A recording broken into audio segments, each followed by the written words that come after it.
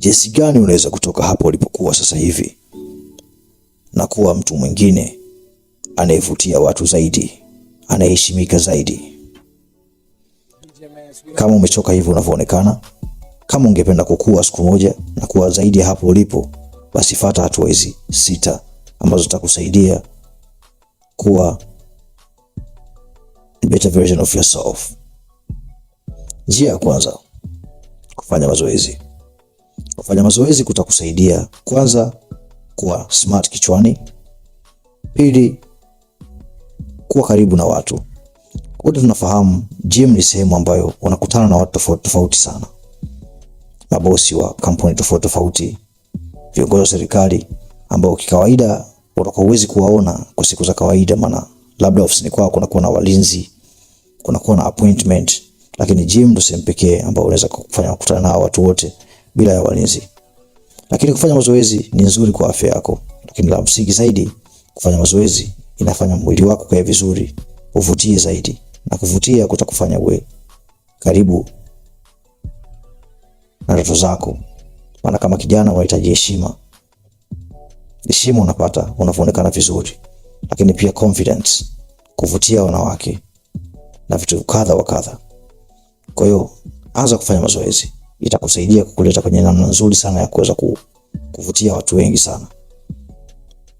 Apart from kuongeza confidence yako, maana confidence inakuja after feeling good about yourself. Kwa hiyo the more ukifanya mazoezi, utaanza kuwa na confidence, amalisha kujiamini, utaanza kuwa attractive, utaanza kuwa smart, utaanza kujenga urafiki na watu ambao watakusaidia kwenye maisha yako, lakini pia nguo zako zitakaa vizuri. Jambo la pili ni kuwa na maamuzi. Sifa kuu ya mwanaume ni kuongoza. Si sawa unakuwa mwanaume ambaye huna maamuzi. Jitahidi sana kuwa na maamuzi. Usiwe mtu wa kuongea mara mbili. Kuwa mtu wa kuongea mara moja. Kama umesema utafanya kitu, basi hakikisha unafanya. Maana kusema utafanya afu utafanya kuna kutoa kwenye sifa yako kwa mwanaume. You want to become the best version of yourself. You want to become the top guy. Hakikisha unafuata kile unachosema. Kwani hata mwanamke wako leo hii anakusikiliza. Akamwambia kwamba ukienda club nitafanya hiki, na akienda usifanye hicho kitu, basi hata kuheshimu tena. Hakikisha kile unachokisema unakifanya. Kama ni punishment, kama ni ahadi, kama ni nia, kama jambo lolote, kama uliongea, basi timiza. Hii ndio dalili ya wanaume wa kweli. Ukifuata hatua hii, utaanza kuona unaogopeka, unaheshimika, kwa sababu watu wataamini maneno yako. Usiwe mwanaume ambaye unasema tu kitu afu huwezi kufuatisha. Ukisema kwamba ukinitukana nitakuadhibu, basi mtu akikutukana na muadhibu. Utakiwi kumuita bouncer kila mara club mtu anapomdisrespect mwanamke wako. Ndio maana unashauriwa ujifunze vitu vingi sana. Ujifunze kupigana as a man, ujifunze kuongea as a man, ujifunze kuvaa, ujifunze mazoezi. Hii yote italeta value kwenye maisha yako kama mwanaume. Kwa sababu sehemu nyingine utakuwa na mwanamke wako, utakuwa huwezi kumuita bouncer. Sio kila mtu atakayemshika mwanamke wako tako itabidi uite polisi. Sometimes you need to show them you are that guy. Wewe ni mtu ambaye unajiamini, ni mtu mwenye nguvu. Kwa maana sahihi inabidi uoneshe kile ulichosema utafanya. La tatu, zingatia vyakula unavyokula. Tabia ya kuzingatia vyakula unavyokula ni tabia nzuri sana. Kwani mwanaume wa kweli ni mwanaume ambaye anapenda sana afya yake. Ukianza kupenda afya yako, utakuwa makini na kile unavyokula. Maana vyakula vinasababisha kupungufu wa testosterone mwilini, vinaongeza ongezeko la testosterone mwilini, vinaongeza fat, vinapunguza fat, vina magonjwa na kitu kadha wa kadha. The more utakuwa makini na vitu unavyokula, the more unajiweka kwenye nafasi nzuri sana ya kuwa mwanaume mwenye heshima na anayejipenda zaidi. Instead of kula vyakula vya ovyo, hakikisha kile unachokula kina maana, kwa maana halisi. Punguza utumiaji wa pombe, maana pombe sio nzuri. Punguza utumiaji wa vyakula vyenye mafuta, maana mafuta sana sio nzuri. Punguza uvutaji wa sigara, maana sigara sana sio nzuri. Kuwa mwanaume ambaye uko makini sana. Yes, sijasema usitumie pombe. Pombe tumia, lakini tumia kwa kiasi. Tumia mafuta, tumia kwa kiasi. Kuwa makini sana diet yako, kwa sababu chakula unachokula leo kinaweza kuathiri maisha yako yote. Tunawajua watu wengi sana wagonjwa wamelazwa kwa sababu tu ya kula vyakula vya ovyo. You don't need to waste all days, all years in hospital kwa kitu ambacho unaweza kuavoid. La tatu, anza kutumia skincare. Anza kutumia skincare.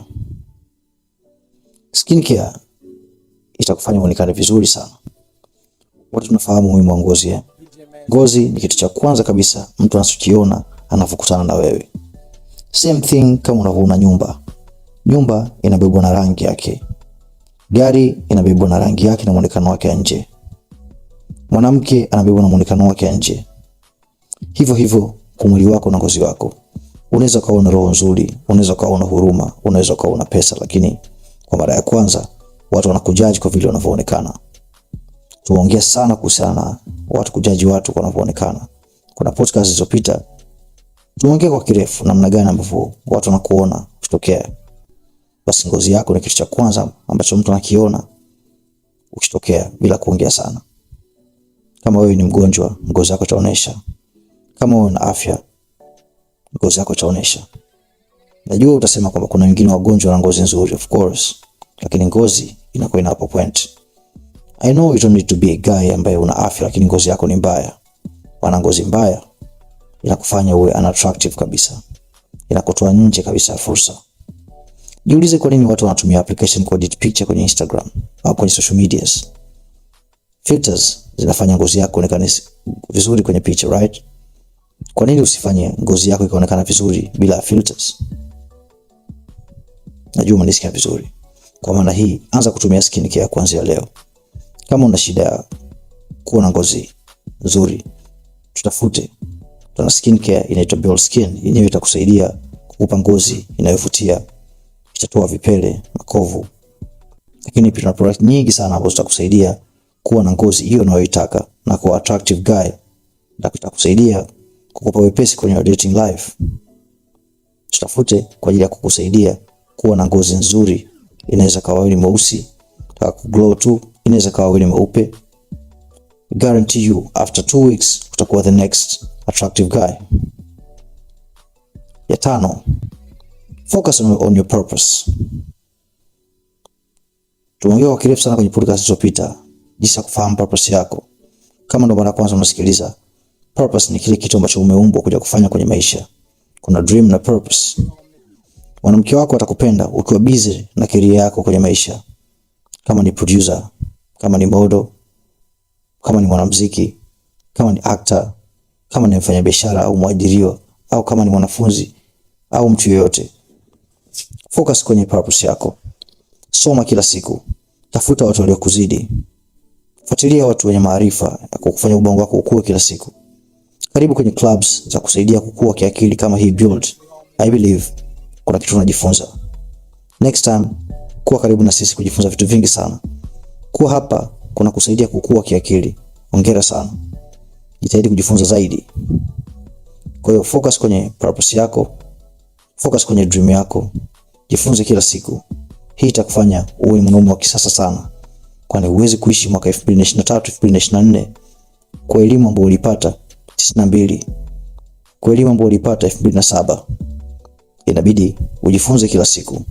Kujifunza, unaweza kujifunza kwa watu waliofanikiwa kuliko wewe. Unaweza kujifunza kwa watu waliofeli kuliko wewe. Mtu aliyefeli ana vingi vya kufundisha kwa nini kafeli. Mtu aliyefanikiwa ana vingi vya kufundisha kwa nini kafanikiwa. Kuwa mtu kujifunza kila siku. La sita, pata muda wa kutosha kulala. Vijana wengi wanakosa muda wa kulala. Sio lazima kila siku au utoke out. Kwa nini utoke out kila siku? Kuna faida nyingi sana unapata ukiwa unalala.